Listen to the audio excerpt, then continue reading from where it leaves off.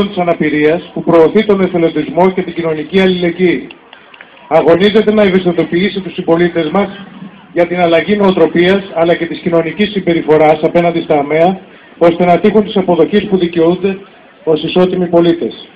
Δεν φιλοδοξεί απλά να διαχειριστεί κοινωνικά προβλήματα που όλο ένα περισσεύουν, αλλά θέλει να παίξει πρωταγωνιστικό ρόλο στη διαμόρφωση νέων αξιακών συστημάτων και να συμμετέχει ενεργά σε κοινωνικές δράσεις του τόπου μας που σκοπό έχουν την τροποποίηση ή ανατροπή καθιερωμένων κοινωνικών ανταλήψεων σε σχέση με τις ευπαθείς κοινωνικές ομάδες κάθε μορφής.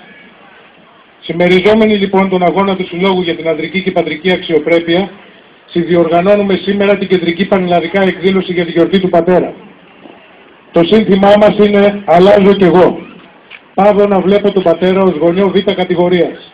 Ειδικά το χωρισμένο πατέρα, τον μόνο γονέα που τα δικαστήρια και οι ισχύουσες κοινωνικές αντιλήψεις και πρακτικές τον οδήγησαν σε αποξένωση από τα παιδιά του. Αγωνίζομαι για την καταπολέμηση του συνδρόμου της γονικής αποξένωσης που μαστίζει χιλιάδες παιδιά στην Ελλάδα.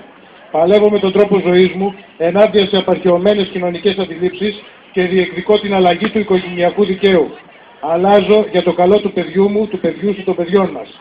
Γιατί αξίζει να βλέπουμε όλη τη ζωή με χαμόγελο και αξιοπρέπεια.